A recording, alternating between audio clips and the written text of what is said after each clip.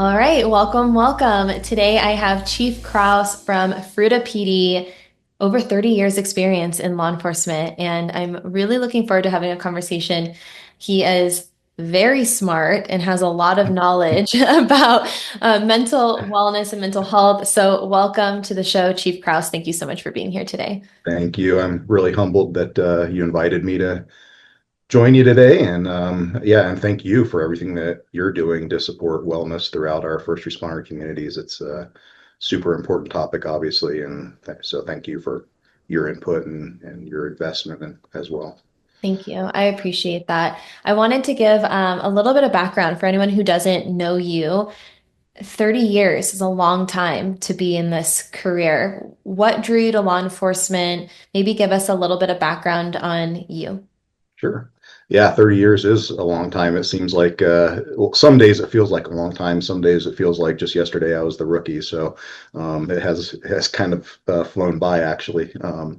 But yeah, I think well, I kind of joke when people ask me why I got into law enforcement that I was an 80s kid and grew up on Miami Vice and thought that by now I'd be, driving a Ferrari and living in a on a boat with an alligator or something. So that's the flippant answer I give. But I think the real answer is, I don't come from a family of law enforcement or anything like that, but I do come from a family that emphasized service to others.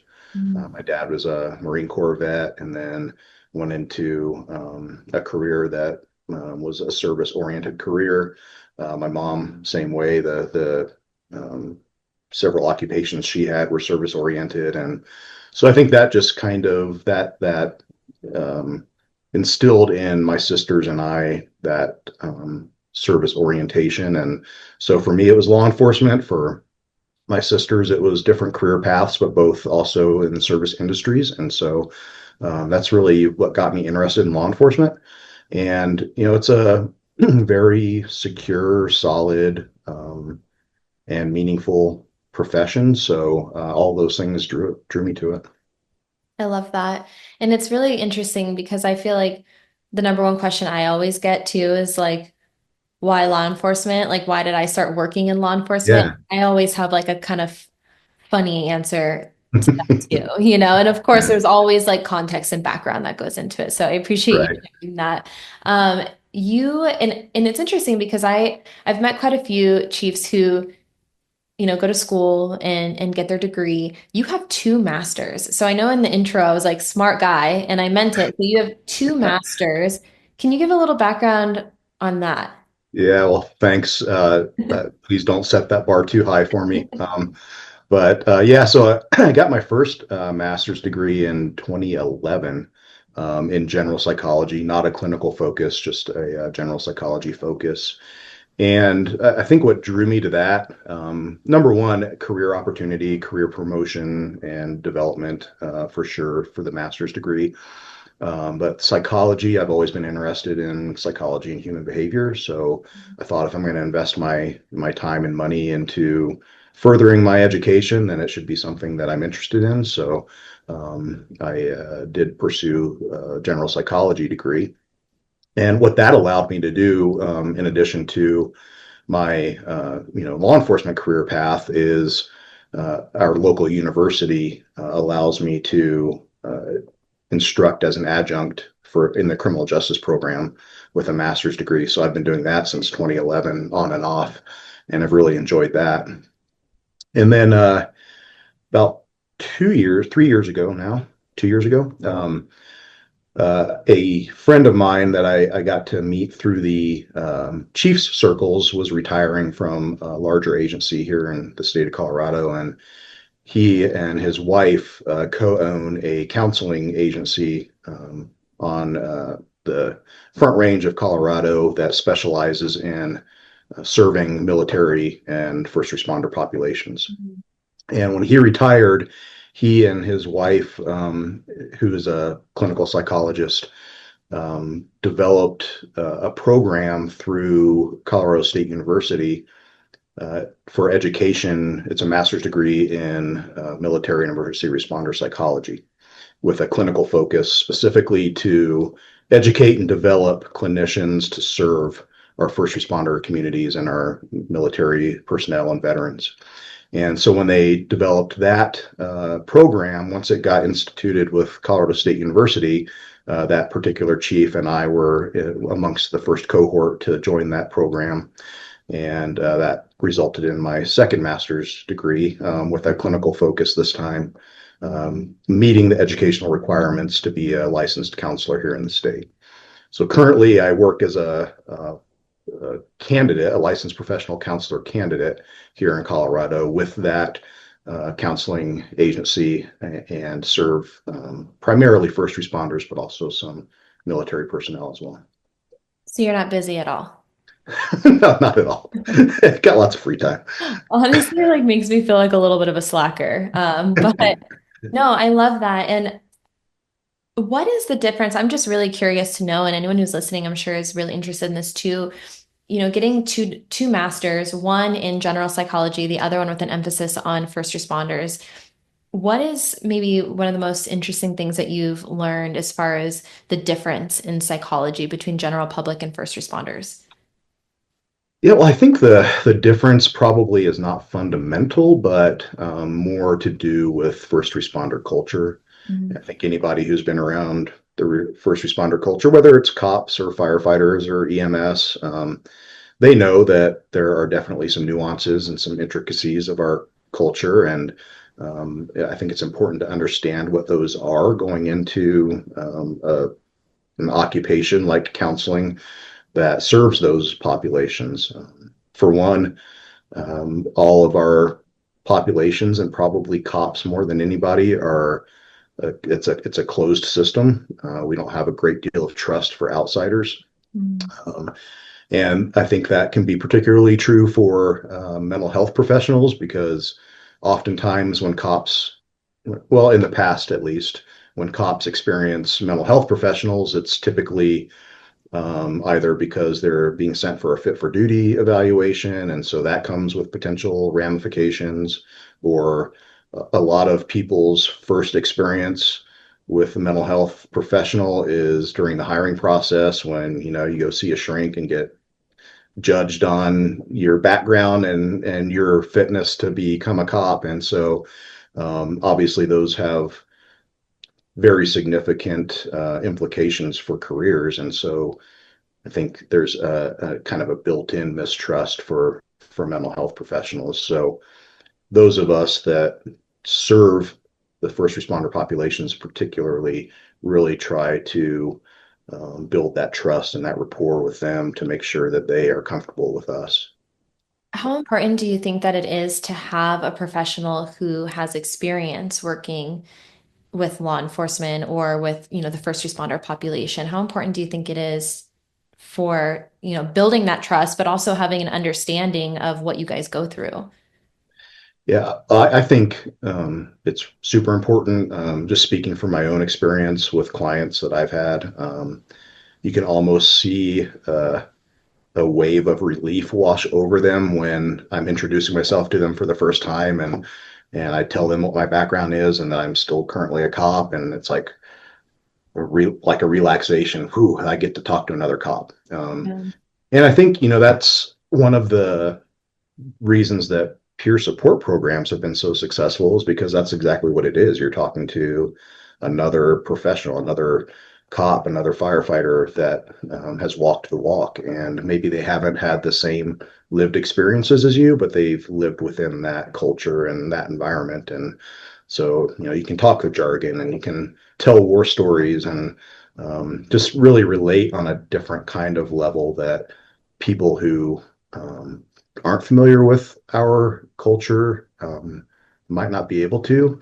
And I'm not saying that a mental health professional couldn't relate to a cop if they don't have that experience, certainly.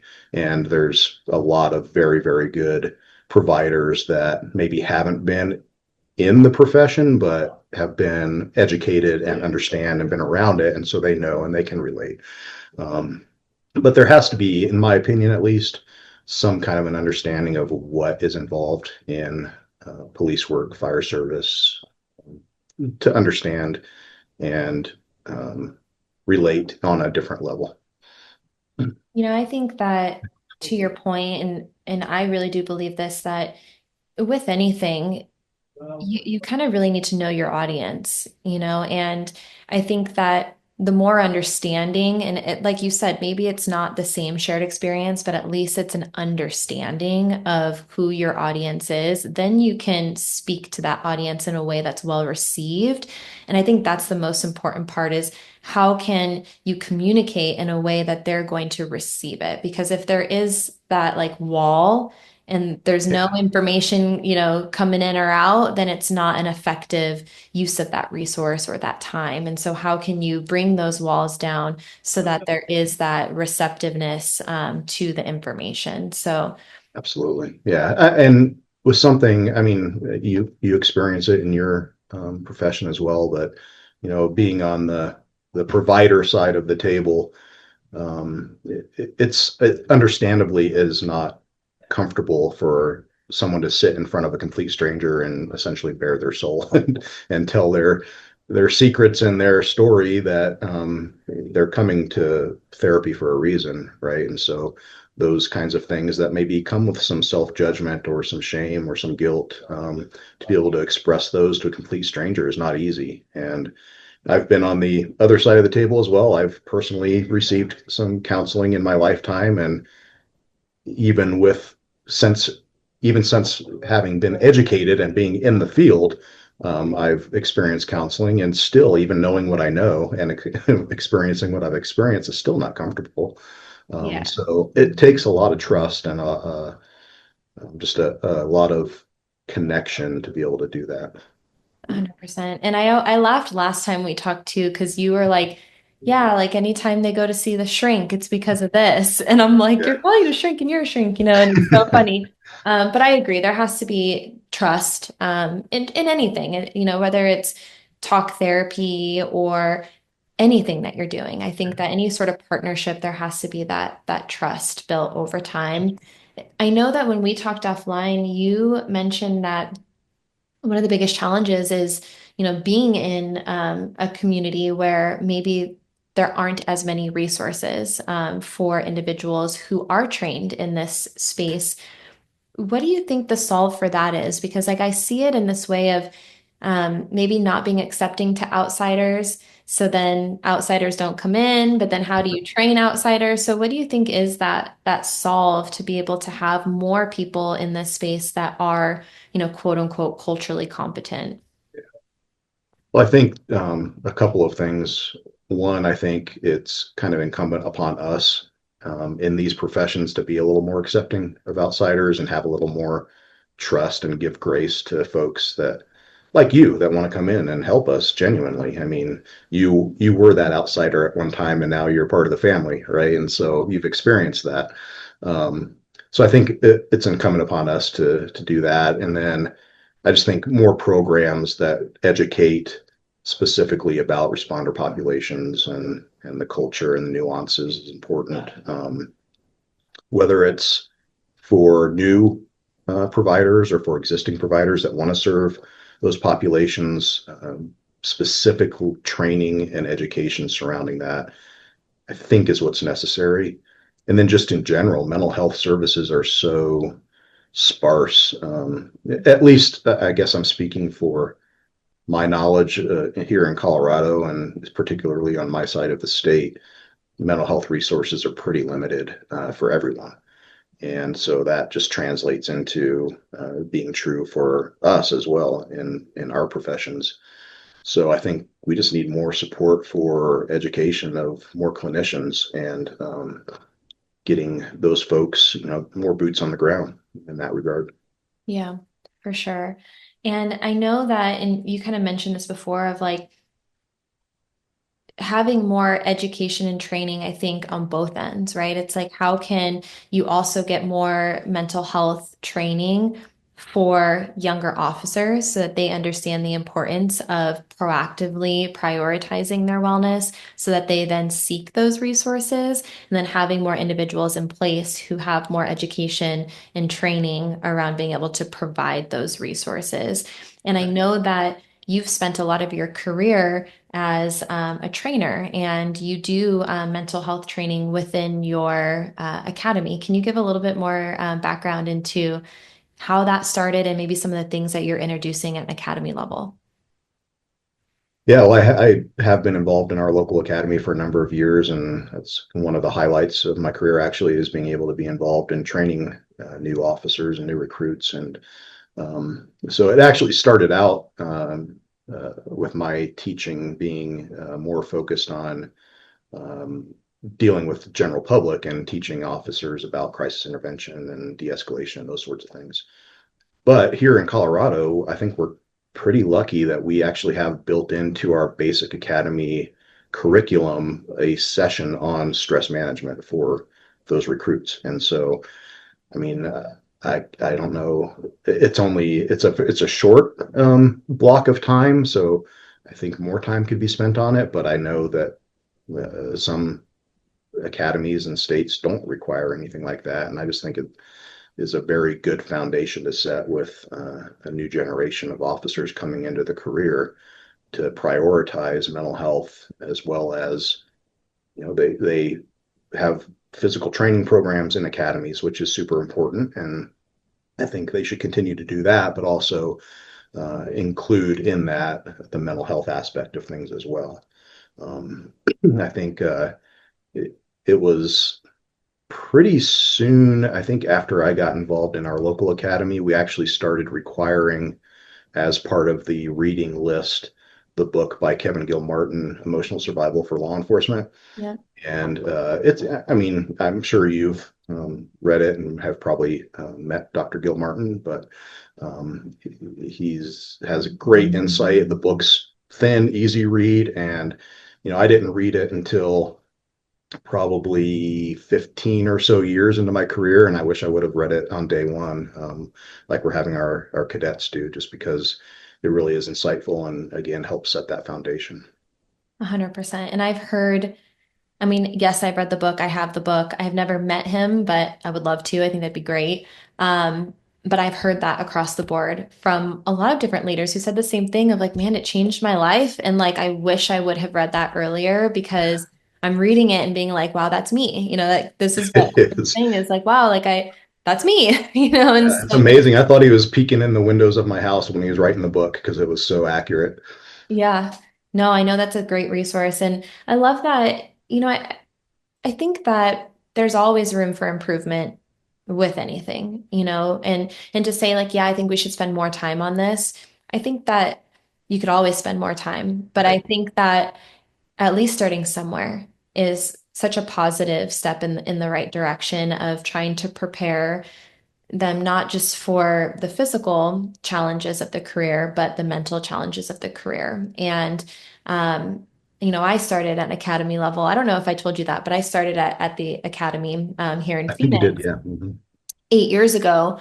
And academy is so different from agency. And I didn't have that perspective in the first couple of years because I primarily worked with the academy. And so, and it was very much like, they're kind of like, "Oh, who is this girl? Like, I don't know why she's here, but like, I guess like we won't say no. And, if she's going to volunteer her time, like, sure, and of Right. course that relationship evolved over time. But um, I kind of find that it's the perfect opportunity to introduce these things because they're so receptive and excited Exactly. and like eager to learn and they want to absorb everything. So if you can take that time where they're like in this open the canvas of like, yes, like, give it to me and I'm going to do my best. I feel like that's always been the mentality. And I even worked in a pre-academy class yesterday, and we were talking about injury prevention and stress management. And one of the young, and they're so young, they're Right. so young. And he walked up to me and he goes, "Hey, I have a few questions." And he asked me a few questions. He's like, "Okay." He's like, "I really want to focus on this so I can have a long career." And I was like, Wow. wow. Cool. Like that's like the mentality that I just hope that moving forward is like ingrained in everyone is like, okay, how can I do these things now? How can I set myself up for success now? Because we know that there's challenges coming, Yeah. especially, to do with stress and, the things that you're going to see throughout your career. We know it's coming. So how can we set everyone up for success in the best way possible?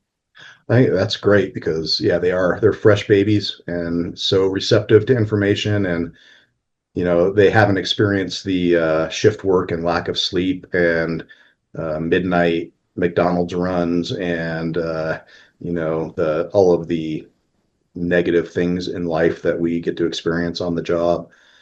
So they haven't built up kind of that resistance quite yet, and so I think that's the perfect opportunity when they're fresh and ripe to um, receive information to get that set up. And maybe they will fall into bad habits because it can happen for sure to all of us. But with that seed planted, maybe they'll remember that back and remember when they told you, I really want to take this to heart because I want to have a long, successful, healthy career. And Yeah. if that's all it takes, then man, that's great. Yeah. And I've had a lot of conversations where there's kind of this idea that, they're open and they're receptive and they're excited, and then they go to their agencies and maybe are influenced by some of like the older generation who maybe aren't as excited anymore and maybe have like a little bit of like a salty attitude towards things and how that influences them. So they come in like eager, excited, and then within like a short period of time, they're like bad attitude or, maybe don't have that same passion.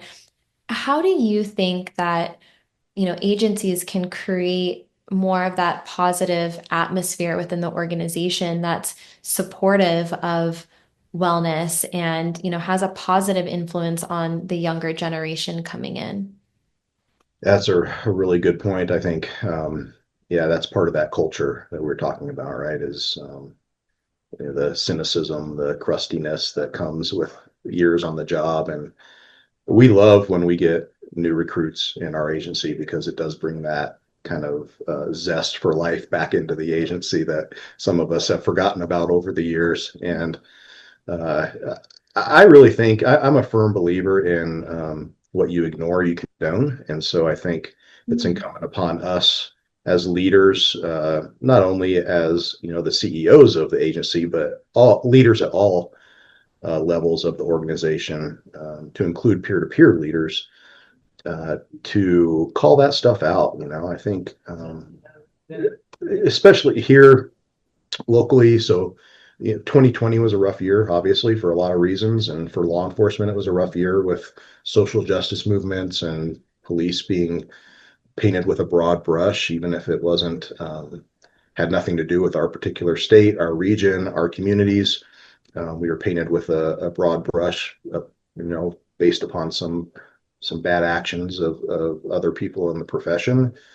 And we had to really spend a lot of time with our officers to reinforce that those things that are being portrayed in the media, on social media, are not our community. Our community is super supportive. Our community is very, very appreciative of us as we are of them. And so we really had to spend a lot of time reinforcing this is why we're here. This is why we're doing the job. This is our community. That other stuff is outside influence that really has nothing to do with us. And I think just yeah, creating that culture is important, and it can begin with really reinforcing and making wellness a priority in all aspects. I talk to my officers and my counseling clients about the six pillars of wellness being physical, emotional, financial, social, occupational, and spiritual. And I think if we can keep all of those things in mind and really pay attention to ourselves as well as those around us, our coworkers, about where we might be struggling amongst those six areas, then and then have the intestinal fortitude to bring it up and confront someone who maybe isn't um, acting in the most healthy or helpful ways. There's so many things that you said that I want to unpack a little bit. So what you ignore, you condone. Yeah. I love that. I think that that can be applied in so many different ways. Obviously, organizationally, it was the context that you were talking about, but I also think personally, like there Yeah. are lots of things that we ignore as individuals, and you're almost like accepting that that's okay, Yeah. by ignoring it. I love that. I wrote that down. And I like that you talked about remembering the good things because there's so much noise, and a lot of times the negativity is so much louder than the positivity. And I'm guilty of this too. Like there are times where like I've been just in it, where like I'm not having a good time, like I'm stressed or, just life, whatever. And I'll be like, man, everything is bad. You know, Right. everything and this and this and this. And then I'll have people close to me who are like, wait, hold on.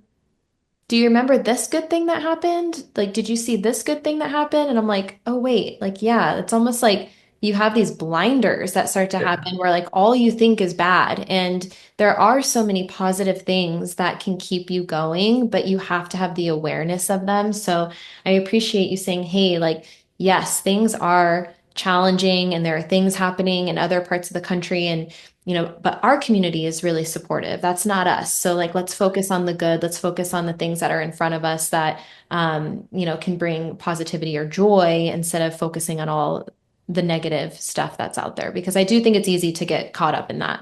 It sure is. Yeah. And I think that's the natural human condition, right? I think we tend to get in those funks and get in that space where we catastrophize everything, right? Where something bad happens and now everything's Mhm. horrible.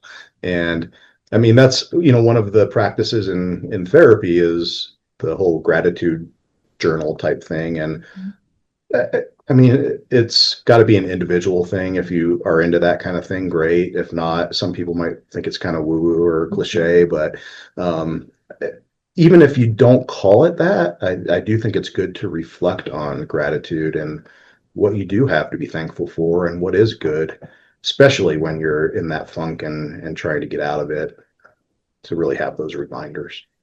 I love that you brought that up because I agree. I think that there's more receptiveness to wellness resources across the board. And absolutely like, great strides have been made in the last, 5, 10 years. I think that gratitude journaling is maybe on the edge of comfortability for people. Yeah. But for anyone who's listening, there's actual science behind this, and it can actually rewire your brain. And so it is something that's very effective. And you can call it other things, and just put tactical in front of it and you can get on Exactly. board, right? Paint it black and Tactical put some Velcro on gratitude. it. Exactly. Yep. And so, but I had a conversation, and I haven't posted this podcast yet, but it was, with an FBI agent, and he was talking about how gratitude journaling really helped to save his life in many ways. And he said that um, sometimes you don't feel like you have anything. Like when you're really in it, you don't feel like there's anything to be grateful for. And so he had to artificially construct it, basically. And so he said that what he did was because he had met someone, it was this girl that they had hired, and he was asking about her wellness. And she had said, I buy myself flowers every week. And he was like, that's weird. Like, what? That's weird. Like, that's weird. Like, why would she say that? And then he was like, okay, well, like, what is that all about? And he talked to her about it, and she was like, it just makes me happy. Like, every week, she's like, I buy myself flowers, and, I like to smell them and look at them, and, I feel really happy and like present and in the moment. And it just like makes me feel good. And it's like a part of my weekly routine. It's part of like my wellness. I really like it. And he goes, okay, I'm gonna try this, And so he's like, I went and bought myself the cheapest flowers ever. They were like $3 at the store. Um, and he's like, and I sat down. And he's like, I didn't have anything to be grateful for. So what I did was I took those flowers and I said, okay, what can I be grateful for about like these flowers? And he's like, okay, the smell, the colors, the fact that it's starting to bloom now, like today or whatever. And so he used that as a way to find gratitude and build that habit of creating that. And then once he had that, he was able to find more gratitude within his life. And I thought that that was really cool. I had never heard that before because he's like, if you're really, really deep in, depression or, having a really hard time, sometimes it's really hard to see anything that's good. And so being able to kind of artificially create it for yourself to then, get the muscles working to be able to see the Yeah. broader picture. Yeah.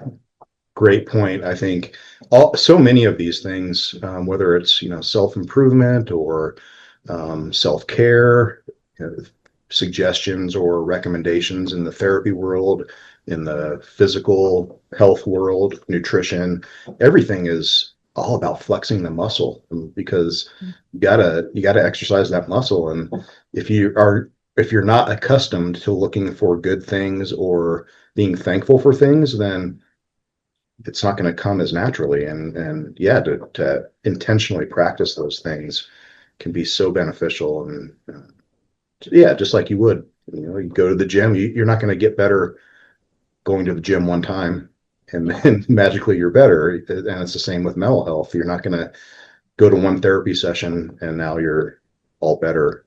It takes practice and intentionality.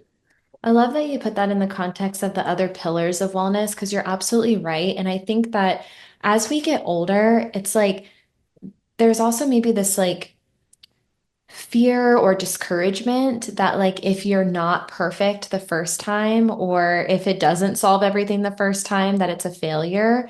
And I love that you said that because, sitting down and looking at your finances and like getting in the routine of like saving or investing, like that takes time and repetition and learning and like actually focusing on it.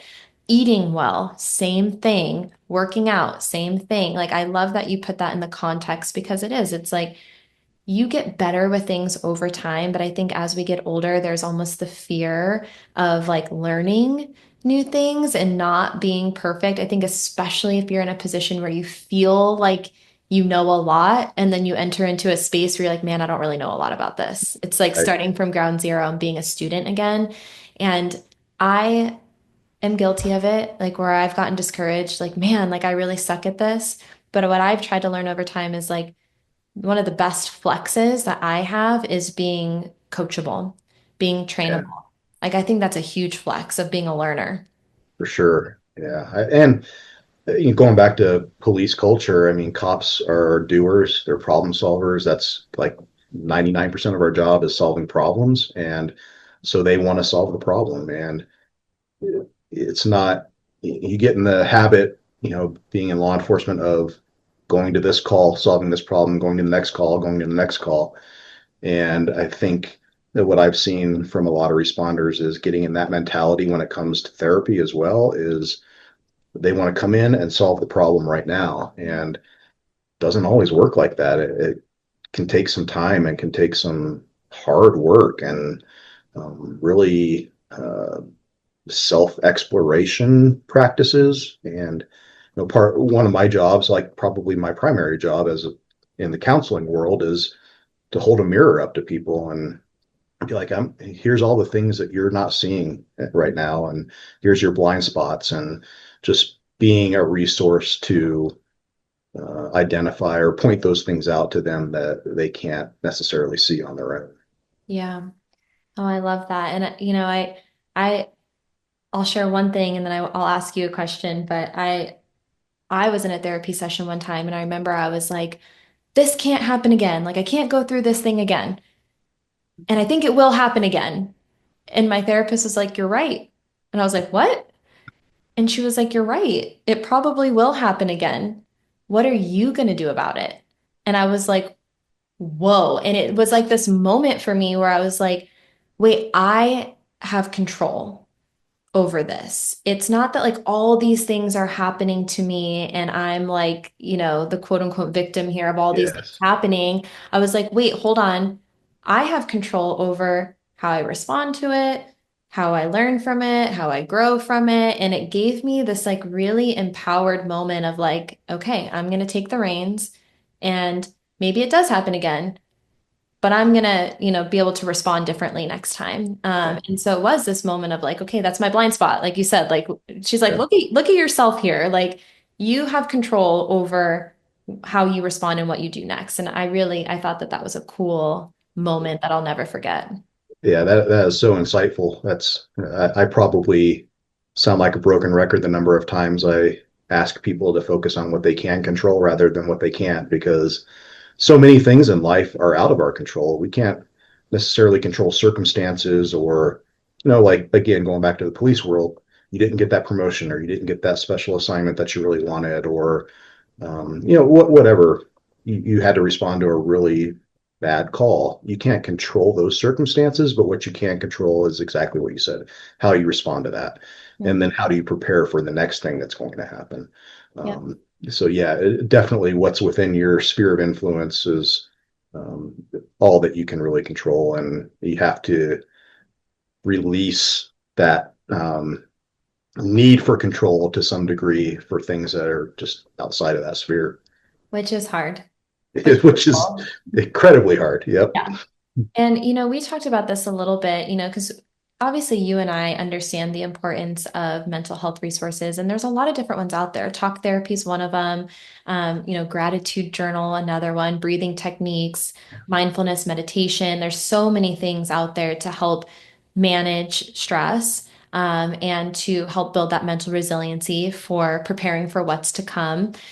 But there's still this fear of reaching out for resources. And um, I kind of wanted to hear your insight into how does an individual gain the confidence to be able to reach out? And then how do organizations support mental health so that there isn't that fear or that stigma of, losing your job or you're broken? What are your insights on that? I think, yeah, again, having the resources available is a good starting point. You can promote and support wellness all day long, but if the resources aren't there, then it's difficult to see that follow through. So I think having the resources available is important. And then really establishing, again, going back to culture, establishing a culture where it's not only okay, but encouraged to seek support in whatever way, whether it's mental health support, whether it's financial support. I mean, any of those pillars that are in need for an individual should be supported by an agency. And uh, I think, yeah, well, a little war story, I guess. A few years back, I was a first line supervisor at a different agency, and another of my friends, really respected supervisor, had a lot of respect in the agency, and was very good supervisor. But we had a brand new officer, had to go to the death of a baby, and it affected him. And one of his peers saw that and went to the supervisor and said, "Yeah, I think he's really struggling with that call." And unfortunately, that supervisor's response was, "Well, that's part of the job. He's going to have to get used to it and figure it out." Mm. And I'm not, I'm not patting myself on the back for this, but it's one of those moments that I talked about where if you ignore it, you condone it. And I later just went to that sergeant and was like, "Man, we can't think like that anymore. That's not the world we live in anymore. It's not healthy for our people. So I'd really encourage you to think differently about that. And if he needs some support, let's figure out a way to get it for him." And so I think just that environment where people are supporting each other and openly discussing to their degree of comfort their struggles and their experiences if they did seek support. I, in my agency, it's a pretty, I'd say a pretty physically fit agency overall, and so barely a day goes by where we're not having conversations in the hallway or in someone's office about, "Hey, what workout are you doing tonight?" or "What's the workout of the day?" or things like that. And so that kind of generates that environment of where that's a valued aspect amongst us. And so why not do that with mental health too? If you had an experience with counseling or an experience with a peer support program, and you're comfortable in sharing that, that can go so far with your coworkers. And I was actually at a Chiefs, an FBI sponsored Chiefs, well, chief and sheriff's training symposium, and one of my fellow chiefs from a different state openly shared with us that he had suicidal ideation, very severe suicidal ideation at one point in his life, and how that resolved and how he got through it. And he let us know that he openly shares that with all of his employees, Yeah. that experience of his. And he said he has a hands full of employees that have come into his office and said, Chief, I'm struggling. Can you help me get some help? And he's convinced, as am I, that had he not shared those experiences of his own personal lived experience with his officers, they wouldn't have been as comfortable coming to him to look for help. So I really think we need to normalize it more that mental health support particularly is important and encouraged. That gave me like chills because I like it makes me so sad that vulnerability has gotten such a bad rep over the years and that it's been viewed as weakness because what is more powerful than that?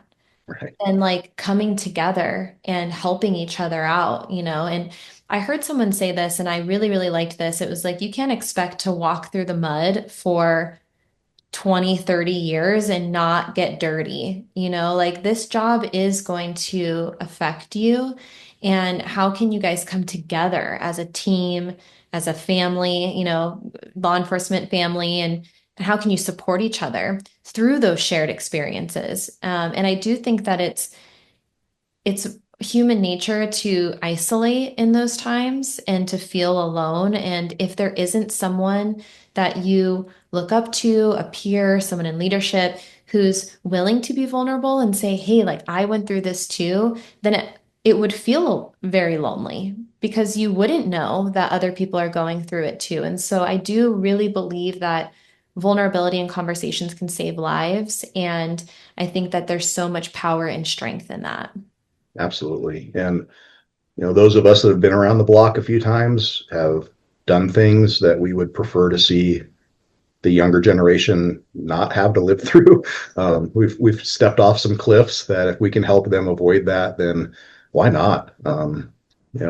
As I think we talked about offline, if I firmly believe if we had more resources available, 30 years ago when I started this career, I can't only imagine how many relationships, careers, and lives could have been saved by really implementing and embracing support for our officers. And again, we've come a long way. We have, and just in my experience, we've come a long way, but we still got work to do. Yeah. Well, and I think it starts with awareness and then it's education and then it's action. And my hope is that everyone's in the action phase. Right. I think that there's been enough awareness and education about the challenges, and you've experienced that firsthand. And so now it's the action phase of implementing things that are going to help promote that longevity and, implementing those conversations about it so that it's more normal and it's not stigmatized and, people don't feel like they're going to lose their job if they need support and Yeah. that they have the resources in all pillars and aspects of wellness, to be able to, Absolutely. because it's all intertwined. And that's the thing, like I think people forget sometimes. It's like if you're having money problems, that's going to impact your mental health. It's going to impact your family life. You're going to be working overtime to try to like figure it out. And now you're not sleeping as much and you're probably eating pretty crappy because you're working overtime and it's probably a grave or like, and so it's all intertwined. And how can you be proactive individually and organizationally to make sure that we're creating that longevity? Yeah, that action step is so important. And again, to relate it back to physical health, you can read all of the websites on what workout programming to do, but you're not going to get better if you don't do the workout program. I mean, if you just read about it and that's all. And so, same thing with mental health. You can listen to all the podcasts and watch all of the YouTubes about how to improve your mental health or get out of a depression or fight your anxiety. But if you don't do the work and take the action, it's really not going to land. Yep. 100%. And I'll let everyone in on a little secret if anyone's listening who's like earlier or younger. Um, it doesn't get easier with time. It does not. Especially on the physical side of things. Like it you don't get more flexible the older you get. You don't get more fit the older you get. It's Right. harder to do things the older you get. So I think that's where that encouragement comes. Like let's start as early as possible. Let's create the consistency, build that muscle of repetition, so that when you do get older, it's like second nature. It's just something you've always done. You don't have to play catch up. Yeah. Amen to that. It does not get easier. I have a one final question for you, and then I'll let you take the floor if we missed anything. What words of advice would you give to someone who's earlier in their career? Maybe something that you wish you would have known or something that's helped you along the way. I think I'll kind of stay on theme of mental health, and so a lot of times when we're kind of describing the stress reaction and the stress buildup, we talk about we use the analogy of a balloon, and so you're always the more stress you're taking in, the more air you're putting in the balloon, and so I guess what I would say is don't wait till your balloon's about to pop to get support. Find a way to let some of that air out every once in a while, whether that's through good like coping practices, like physical activity or doing things that you like to do outside of work, or if it's seeking support through, counseling. Yeah, let some of that air out of the balloon and don't wait till it's too late. I love it. Thank you. I appreciate your time, and I want to give you the floor. If there's anything I missed, anything else you want to add, feel free. No, I just would reiterate, thank you for doing this. Thank you for your investment in our wellness.